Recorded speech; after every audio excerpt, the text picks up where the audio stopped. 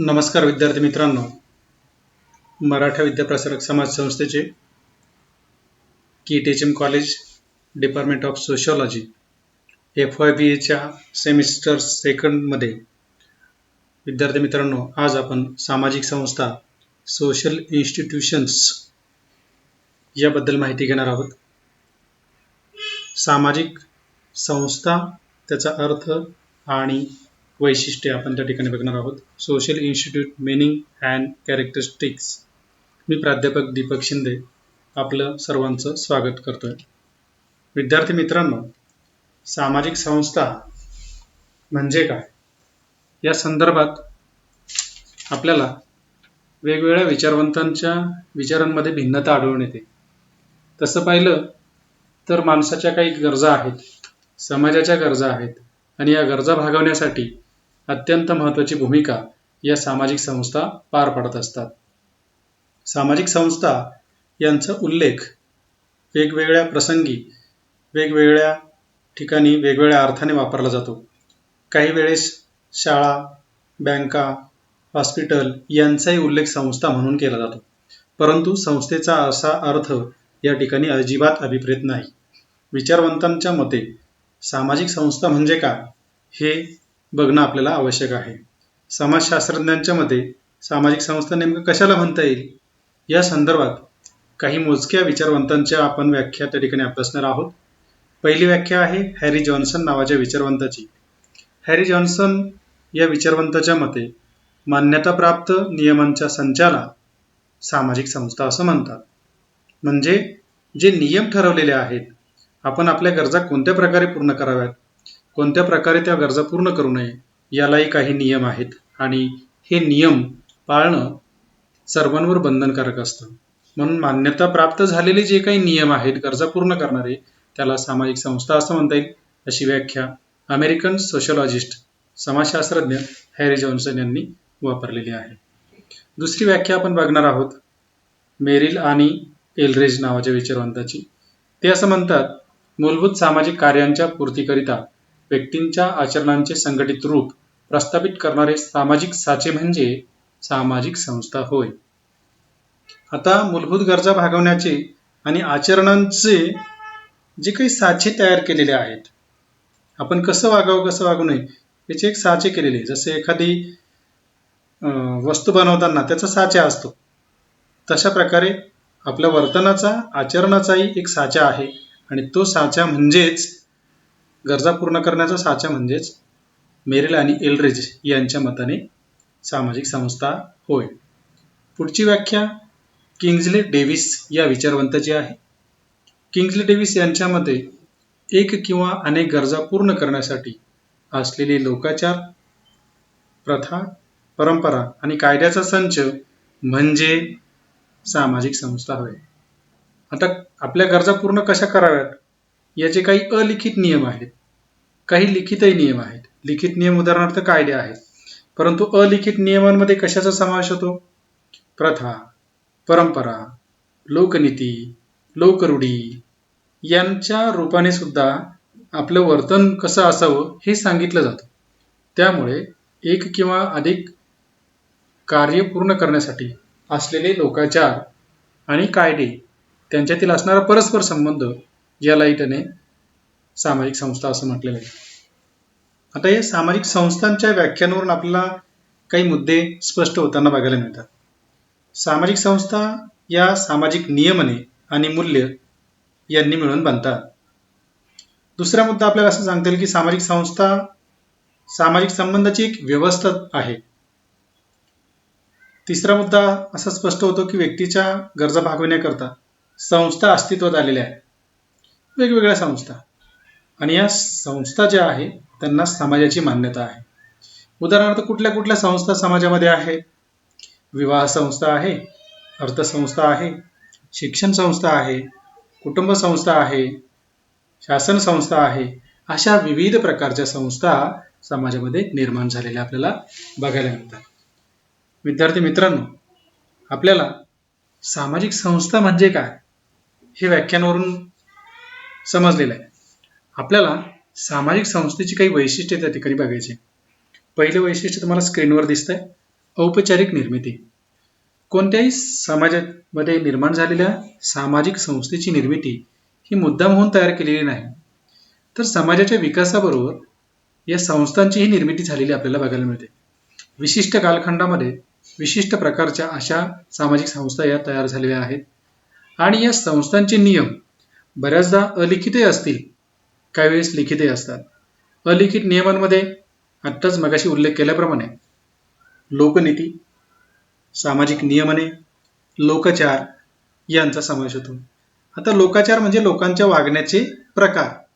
या वागण्याच्या प्रकारावरून सुद्धा नियम तयार झालेले आहेत. कसं वागावं, कसं वागू नये हे समाज आपल्याला सांगतो. थोडक्यात आपल्या ज्या गरजा आहेत, विविध प्रकारच्या गरजा, त्या पूर्ण करण्यासाठी शोधलेले मार्ग जे आहे ते समाजाने प्रमाणित करून दिलेले असतात आणि तेव्हा संस्थांची निर्मिती होते. थोडक्यात सामाजिक संस्था या अनौपचारिक सहजरित्या निर्माण झालेल्या आहेत. त्या कोणी मुद्दाम तयार केलेल्या आहे असं नाही, कारण समाजाच्या गरजा आहेत आणि गरजा म्हटल्या की त्या पूर्ण करण्याचे मार्ग आले. म्हणूनच सामाजिक संस्थांची निर्मिती ही अनौपचारिक पद्धतीने आहे. दुसरा मुद्दा आपल्याला या ठिकाणी सांगता येईल की स्पष्ट उद्देश. प्रत्येक संस्थेच्या निर्मितीमागे कोणत्या ना कोणत्या प्रकारचा उद्देश हा आहेच. उदाहरणार्थ आपण समाजातल्या काही संस्थांची उदाहरणं घेऊया. यामध्ये कुटुंब संस्था आहे. मग या कुटुंब संस्थेचा उद्देश स्पष्ट आहे, कामवासनापूर्ती, बालसंगोपन किंवा प्रजासंगोपन हा उद्देश आहे कुटुंब संस्थेचा. आर्थिक गरजा पूर्ण करण्यासाठी अर्थसंस्था निर्माण झालेल्या आहेत. त्याचबरोबर विवाह संस्था स्त्री पुरुषांच्या संबंधांना मान्यता देण्यासाठी निर्माण झालेल्या आहे. त्यामुळे विवाह संस्था ही अतिशय महत्त्वाची संस्था निर्माण झालेली आहे. तसं बघितलं तर समाजावर नियंत्रण ठेवणं, समाजातल्या लोकांना काय हवं काय नको हे बघण्याकरिता शासन संस्था निर्माण झालेली. सामाजिक नियंत्रण ठेवण्यासाठी ही संस्था निर्माण झालेली आपल्याला बघायला मिळते. त्यानंतर पुढचं वैशिष्ट्य आपल्याला बघायला मिळते ते म्हणजे प्रतीक किंवा सिम्बॉल्स. प्रत्येक समाजामध्ये निर्माण झालेली जी संस्था आहे तिला काही प्रतीक किंवा चिन्ह किंवा सिम्बॉल्स जे आहे ते तयार झालेले आहे. प्रत्येक संस्थेची प्रतीक ही मूर्त असतात, कधी कधी अमूर्तही असू शकतात. हिंदू धर्मामध्ये समजा विवाह संस्थेमध्ये एखाद्या स्त्रीच्या गळ्यामध्ये मंगळसूत्र आहे, तर हे मंगळसूत्र हे विवाहाचं प्रतीक आहे. कुंकू, बरोबर आहे का नाही, सौभाग्याचं प्रतीक मानलं जातं. थोडक्यात मंगळसूत्र हे विवाह संस्थेचं प्रतीक आहे. तसंच धर्मामध्ये वेगवेगळ्या प्रकारची प्रतीक आहे. समजा चंद्रकोर आणि चांदणी हे मुस्लिम धर्माचं प्रतीक मानलं जातं. ओम, स्वस्तिक हे हिंदू धर्माचं प्रतीक मानलं जातं. म्हणजे धर्मामध्ये सुद्धा प्रतीक आहे, धर्मसंस्थेतही प्रतीक आहे. राष्ट्रध्वज हा त्या देशाचं प्रतीक मानलं जातं. म्हणजे भारताचा राष्ट्रध्वज हा भारताचं एक प्रतीक आहे आणि त्या प्रतीकाबद्दल आदर, आस्था, प्रेम त्या ठिकाणी असतं. राजमुद्रा किंवा एखादं नाणं त्यावरती राजमुद्रा असते, बरोबर की नाही. शिवरायांच्या कालखंडामध्ये शिवराई नावाचं हे राजमुद्रा होती. थोडक्यात आपल्याला असं म्हणता येईल की प्रत्येक संस्थेतला काही ना काही प्रतीक आहे. शाळा म्हटली की इमारत आली, क्रीडांगण आलं, शाळेचं गणवेश आला, मग हे सुद्धा काय प्रतीक आहे. थोडक्यात मंदिर, मस्जिद हे जसं धर्माचं प्रतीक आहे तसं वेगवेगळ्या प्रकारच्या वेगवेगळ्या संस्थांची प्रतीकं समाजामध्ये आपल्याला बघायला मिळतात. आणि म्हणून संस्थांचं एक महत्त्वाचं वैशिष्ट्य म्हणजे प्रतीक किंवा सिम्बॉल्स ते आहे. त्यानंतर आपल्याला अजूनही काही प्रतीकांची उदाहरणं सांगता येतील. गुलाबाचं फूल हे प्रेमाचं प्रतीक आहे, बरोबर का नाही. किंवा अंगठी हे नवविवाहित म्हणजे विवाह करू इच्छिणाऱ्या मुलामुलींमध्ये किंवा एंगेजमेंटचं प्रतीक त्या ठिकाणी मानलं जातं. अंगठी प्रेमाचं प्रतीक मानलं जातं. तसे असे असंख्य प्रतीक समाजामध्ये निर्माण झालेली. संस्थेच्या उद्दिष्टांकरिता काही माध्यमांची आवश्यकता आहे. हे एक चौथं वैशिष्ट्य आपल्याला सांगता येईल की वेगवेगळ्या प्रकारचे उद्देश पूर्ण करण्यासाठी वेगवेगळ्या प्रकारच्या माध्यमांची गरज आहे. शिक्षण संस्थेमध्ये शिक्षणाचा उद्देश ज्ञानदानाचं काम पूर्ण व्हावं, अध्ययन अध्यापनाची प्रक्रिया यशस्वी आणि अतिशय प्रभावीपणे व्हावी यासाठी शाळा, महाविद्यालय यासारख्या यंत्रणा निर्माण झालेल्या आपल्याला बघायला मिळतात. अर्थसंस्था करिता बँका असतील, कारखाने असतील, हे सर्व गोष्टी निर्माण झालेल्या आपल्याला बघायला मिळतात. ही साधनं झाली. राज्यसंस्थेकरता कायदे मंडळ, कार्यकारी मंडळ, न्याय मंडळ किंवा नोकरशाही ही सगळी माध्यमं जी आहे ती गरजेची आहे आणि ती निर्माण झालेली आपल्याला बघाव्यास मिळतात. आता अर्थात ही उद्दिष्ट साध्य करण्याकरता माध्यमं वेगवेगळी असतील. उदाहरणार्थ शाळेमध्ये खडूफळा किंवा पॉवर पॉईंट प्रेझेंटेशन असेल किंवा इलेक्ट्रॉनिक्स माध्यमांद्वारे सुद्धा त्या ठिकाणी अध्ययनाची प्रक्रिया पूर्ण केली जाते. म्हणून उद्दिष्ट साध्य करण्याकरिता माध्यमांची आवश्यकता त्या ठिकाणी असते. त्यानंतर सामाजिक संस्थेचं पुढचं वैशिष्ट्य आपल्याला सांगता येईल की सामाजिक संस्था या स्थिर आहेत. सापेक्षता स्थिर आहे, कारण समाजातल्या लोकांच्या गरजा या स्थिर आहेत, कायम स्वरूपाच्या आहेत आणि त्या गरजा पूर्ण करणाऱ्या व्यक्ती असतील किंवा इतर घटक असतील ते स्थिर आहे, त्यांच्या भूमिका पण स्थिर आहेत. परंतु बऱ्याचदा व्यक्ती बदलल्या तरी ती कामही तशीच राहतात. त्यामुळे संस्था या स्थिर आहेत. शाळा, महाविद्यालय या संस्था स्थिर आहेत. भलेही शिक्षक रिटायर झाले असतील किंवा तिथल्या व्यक्ती बदलल्या असतील, परंतु या संस्था वर्षानुवर्ष स्थिर आपल्याला बघायला मिळतात. त्यानंतर सामाजिक संस्थांचं महत्वाचं उद्दिष्ट आपल्याला ठिकाणी सांगता येईल, वैशिष्ट्य ते म्हणजे सामाजिक संस्था या परस्परावलंबी आहेत. असंख्य गरजा ज्या आहेत त्या गरजा आपल्या एकमेकांवर अवलंबून असतात. उदाहरणार्थ कुटुंब संस्थेची निर्मिती विवाह संस्थेशिवाय निर्माण होत नाही. त्यामुळे कुटुंबाचा आणि विवाहाचा जवळचा संबंध आहे. कुटुंबाचा आणि अर्थसंस्थेचा जवळचा संबंध आहे, कारण कुटुंब म्हटलं की त्याला मूलभूत गरजा आहेत. त्यामध्ये प्रत्येकाला कुठल्या ना कुठल्या प्रकारच्या आर्थिक क्रिया पार पाडाव्या लागतात. म्हणजे कुटुंबातल्या सर्व सदस्यांचा आर्थिक संस्थेशी संबंध येतो, धर्मसंस्थेशी संबंध येतो, शिक्षण संस्थेशी संबंध येतो, शासन संस्थेशी संबंध येतो. प्रत्येक संस्थेमध्ये परस्पर अवलंबन आहे.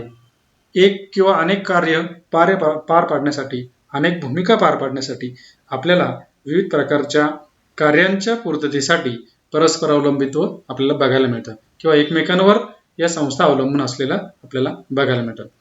त्यानंतर पुढचं वैशिष्ट्य आपल्याला सांगता येईल की साधन स्वरूपता. प्रत्येक संस्था ही कुठल्या ना कुठल्या प्रकारच्या साधनांद्वारे ते कार्य पार पाडत असते. उदाहरणार्थ शैक्षणिक संस्थेकरता खडू, फळा, इमारत, लॅपटॉप असतील, पॉवर पॉईंट प्रेझेंटेशन असेल किंवा LCD प्रोजेक्टर असेल, याद्वारे अध्ययनाची प्रक्रिया जी आहे ती पूर्ण केली जाते. मग त्यासाठी ग्रंथालय असेल किंवा लायब्ररी असेल, याद्वारे किंवा आता लायब्ररी तयार झालेली, म्हणजेच का सॉफ्ट कॉपीमध्ये सुद्धा आपल्याला पुस्तकं किंवा नोट्स त्या ठिकाणी उपलब्ध होत आहे. त्यानंतर ऑडिओ व्हिडिओ असेल, त्याद्वारे सुद्धा हे काम पूर्ण केलं जातं. त्याचबरोबर बँका, कारखाने यांच्यासाठी पैसा असेल, यंत्रसामुग्री असेल, या गोष्टींची गरज असते. म्हणजे साधनांशिवाय त्या संस्था आपलं कार्य पार पाडू शकत नाही आणि त्यामुळे साधन स्वरूपता हे सामाजिक संस्थेचं अत्यंत महत्त्वाचं वैशिष्ट्य आहे असं आपल्याला या ठिकाणी म्हणता येईल. थोडक्यात सामाजिक संस्था म्हटल्या की तिला ही विविध प्रकारची वैशिष्ट्ये आपल्याला बघायला मिळतात. बऱ्याचशा संस्था त्यांची साधनं ही भौतिक स्वरूपात दिसतात किंवा काही वेळेस काही संस्थांची कार्य जी आहे ती अमूर्त स्वरूपाची असतात. त्यामुळे विविध साधनं ही अमूर्त स्वरूपाचीही असतात. थोडक्यात लोकाचार, लोकनीती म्हणजे लोकांच्या वागण्याची पद्धती की जिला समाजामध्ये ताठर असं स्वरूप आहे, कडक अंमलबजावणी त्याची केली जाते आणि ते वर्तन समाजाला अपेक्षित आहे. त्याच्या विरुद्ध जर कोणी वागलं तर त्याला लोक नावं ठेवतात, लोक त्याला स्वीकारत नाही. म्हणून लोकनीतींनाही समाजामध्ये जास्त महत्त्व प्राप्त झालेले आहे. थोडक्यात अमूर्त स्वरूपाचे वर्तन प्रकार, अमूर्त स्वरूपाचे लोकाचार, लोकनीती, रूढी या संस्थेमध्ये आपल्याला बघायला मिळतात. बऱ्याचदा साधन स्वरूप हे भौतिक स्वरूपाचे असले तर आपल्याला दिसतात. शाळा, इमारत हे आपल्याला दिसतात. कुटुंबामध्ये घर आपल्याला दिसतंय, बरोबर की नाही? परंतु अशा असंख्य गोष्टी आहेत की त्या आपल्याला दिसत नाही, परंतु त्याचं अस्तित्व आपल्याला वेळोवेळी जाणवतं. थोडक्यात सामाजिक संस्था म्हणजे एक किंवा अनेक गरजा पूर्ण करण्यासाठी असलेले लोकाचार, लोकनीती आणि कायद्याचा संच याला किंग्सले डेव्हिसच्या मते सामाजिक संस्था म्हणता येईल. त्यानंतर आपण काही महत्त्वाच्या व्याख्या बघितल्या. त्यात हॅरी जॉन्सन असं म्हटला की मान्यताप्राप्त नियमांचा संच म्हणजे सुद्धा सामाजिक संस्था आणि सामाजिक संस्थांची काही वैशिष्ट्ये आपण बघितली. सामाजिक संस्थांची निर्मिती अनौपचारिक पद्धतीने झालेली असते. प्रत्येक सामाजिक संस्थेला स्पष्ट असा उद्देश असतो. प्रत्येक संस्थेला काही ना काही प्रतीकं असतात, सिम्बॉल्स असतात, चिन्ह असतात. प्रत्येक संस्थेला उद्दिष्ट प्राप्त करण्यासाठी अनेक माध्यमांची गरज असते आणि सामाजिक संस्था या स्थिर आहेत. सामाजिक संस्थांमध्ये परस्परावलंबन आपल्याला बघायला मिळतं आणि सामाजिक संस्था ह्या साधन स्वरूपता या प्रकारे आपल्याला बघायला मिळतात. अशा प्रकारे आपण सामाजिक संस्थांची विविध वैशिष्ट्ये जी आहे ती समजून घेतली. थँक्यू. थांबूया आपण.